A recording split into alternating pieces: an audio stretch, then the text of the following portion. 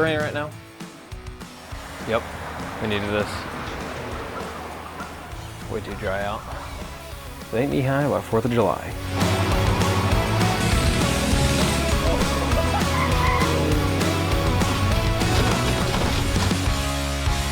Welcome back to American Detour after a long hiatus. We're gonna get back to work on our 94 race truck here. First thing we're gonna do is finish up the core things that need to be finished so this truck can at least move. So if you've seen the video where we take this truck for its first test drive, one thing I didn't mention was that I may or may not have not put gear fluid in the back here. Where the fuck is the, oh, there it is. I thought it was on the other side. Now I remember when I was in high school, I tried to break this loose to service it or to check it, and no bueno, so let's see how this goes today for us. Ugh. Oh, fuck. Motherfucker. Yeah, she's shot.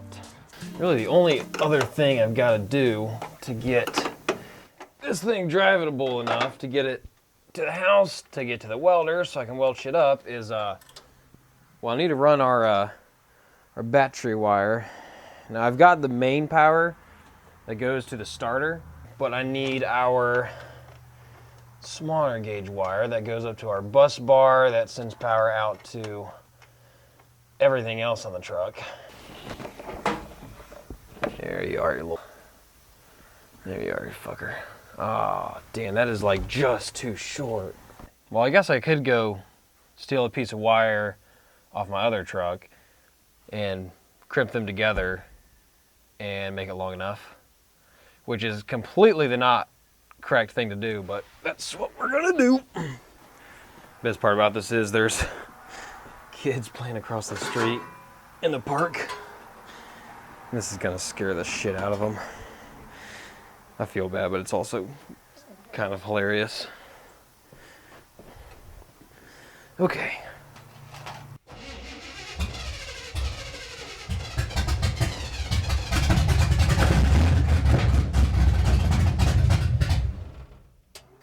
So the truck's having a little bit of a starting issue, and I suspect it's a grounding problem because of, well, a couple things that I saw.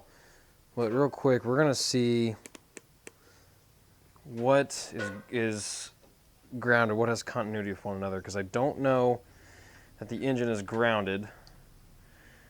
So we're gonna check that real quick. I'm gonna clean a nice spot on the frame so that I know that it's gonna be a good ground. Okay, the engine has continuity to the frame. Okay, and the frame has continuity to the body. Does the body have continuity to the engine? Yes. Okay, so it seems that everything's grounded pretty good. Let's see what our battery's at. Maybe our battery's just low.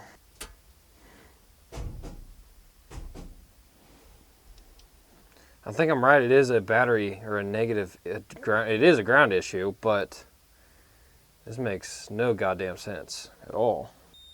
Okay. We have a short to ground somewhere. Okay, now we gotta find our short. Oh, wherever that may be. Aha.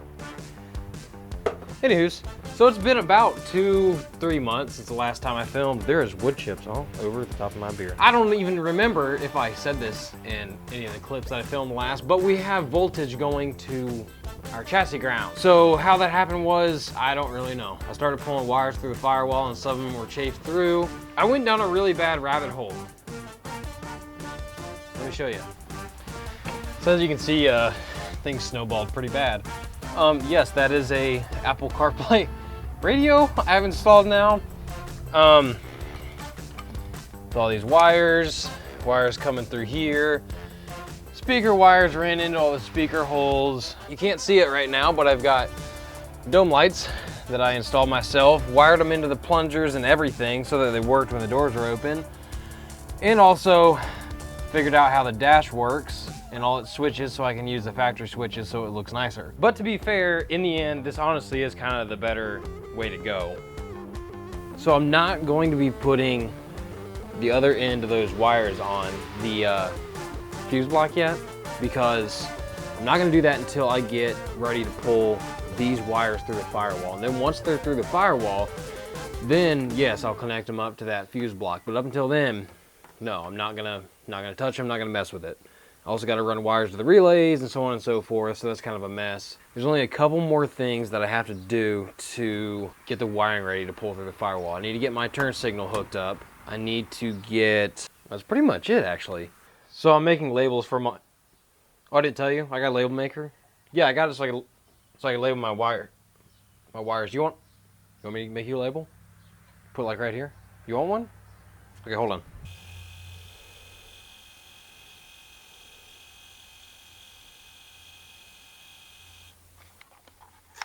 Here.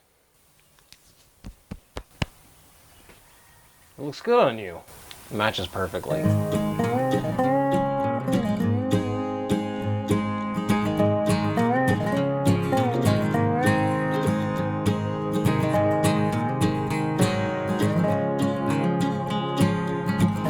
So, the last couple things that I did the other night when I was working on the truck was I finished up wiring in our turn signal relays and then our headlight relays, and that took me far too long to figure out how those worked because I'm just not smart enough for that. And then after that, I'm going to run my wires through the firewall, run these wires that need to go into the cab, hook them all up to my gauge cluster, and then we should have light controls and such on our factory gauge cluster. Today's garage beer, Mike's Hard, zero sugar. Not because I'm trying to be healthy, but that's because that's all they had at the gas station. Tastes the same, so you are getting healthier as you get drunk, or less fat. Highly recommended. Garage drink for Desiree is a Starbucks iced pink drink, very yummy, coconut milk, it's delicious. Thick like that pink medicine everyone took as a kid. No, it's not. Need to run all these wires through into their places they need to be. Oh, please God, move along like you make it through.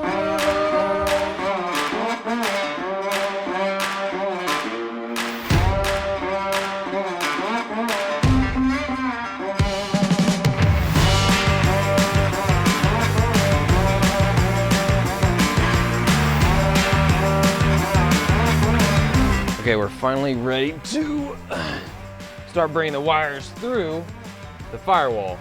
But you know, since we're doing stuff that, you know, actually matters to at least get this running. Adopt speakers. I'm probably gonna install those in a little bit. I just really want to show you how the Apple CarPlay works because I'm so pumped up about that. So, the last couple things I gotta do in terms of wiring is I need to run my wires from my factory light switch over here out to my fuse panel for my headlights, high beams, low beams, left turn signal, right turn signal, all that good stuff.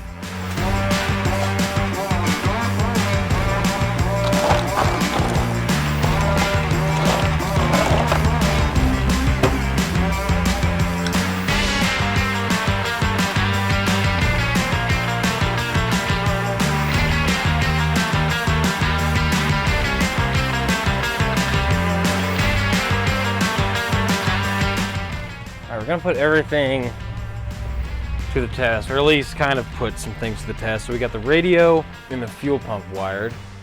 So battery master on, our lights are on, push the plunger in, lights come off. Now what about our radio? Radio ground.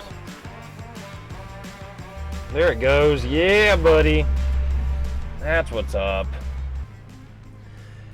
So I made a mistake. Found out that this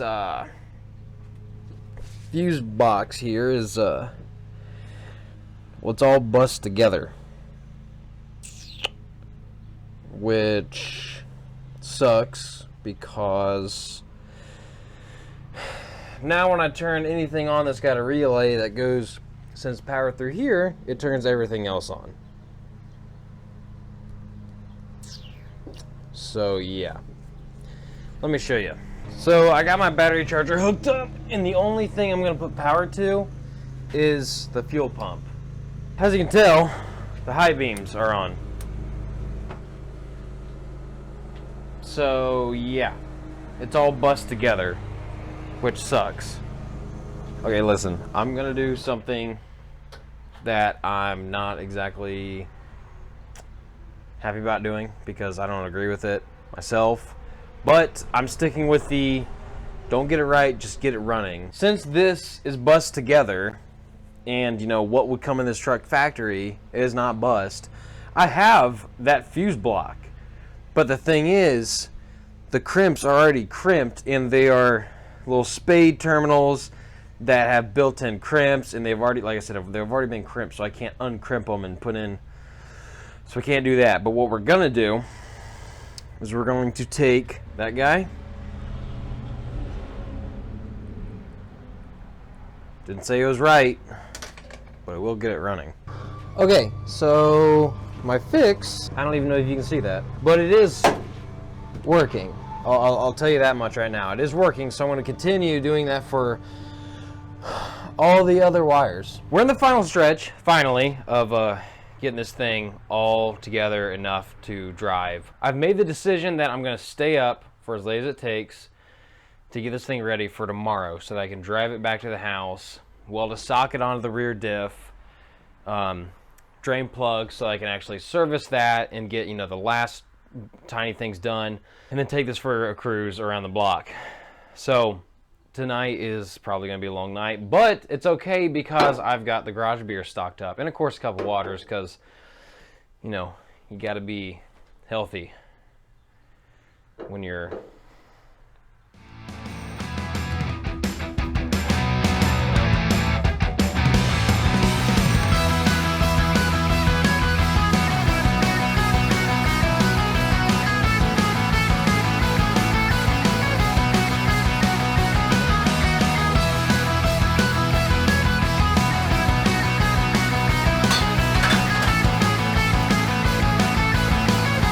the engine would only run on full choke, so we assumed that there was a intake leak of sorts, and well, the intake was leaking coolant, so I figured, well, if it's leaking coolant, it's probably leaking air. Pulled it apart, threw in new gaskets and whatnot, and now we're just putting everything back together here.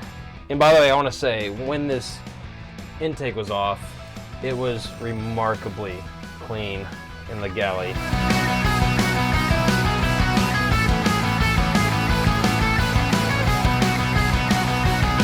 What you guys didn't see is I put the engine in top dead center on the number one. And what that means is, so this is a 4-stroke engine.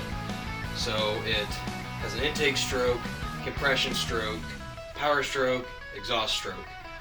So when it reaches top dead center of the compression stroke, that is when it's going to fire, and that's what's going to create your power stroke. So to get this timed correctly, if you don't know, you want to set the number one. In all reality, you could set it with any cylinder, but number one is the one that everyone does, and that's what I do. Set the number one at top dead center the best you can.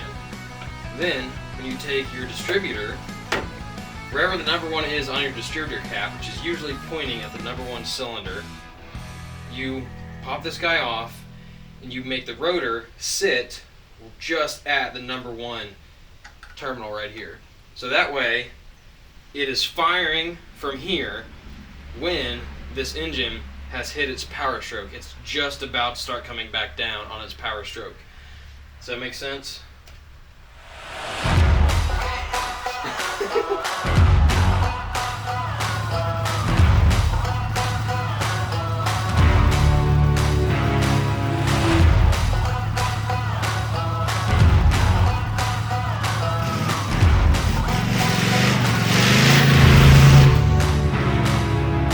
So what you guys didn't see was an entire week of chasing down vacuum leaks, timing issues, valve train issues, things that I didn't foresee happening. Speedmaster, a brand you can most notably get from Jegs, dog shit. Don't ever by one of their intakes. Their heads, which is what I have on this engine right now, thus far is doing okay, but that intake is shit.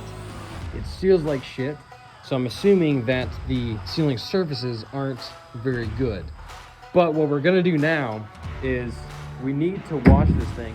It hasn't been washed in like 4 years. Well, our friends Super Clean, like I said earlier, sent us products under one condition, and that condition being that we actually put it to the test this time. Well, we've got an entire bed here full of grease, oil, grime, and God knows what else. And I can't think of any better mess to try Super Clean on. We've got the aerosol can, we also got the regular spray can. So we're gonna drop the tailgate, completely coat down the bed, let it sit, and then we're gonna wash the rest of the truck as well as the bed out and see how well Super Clean does.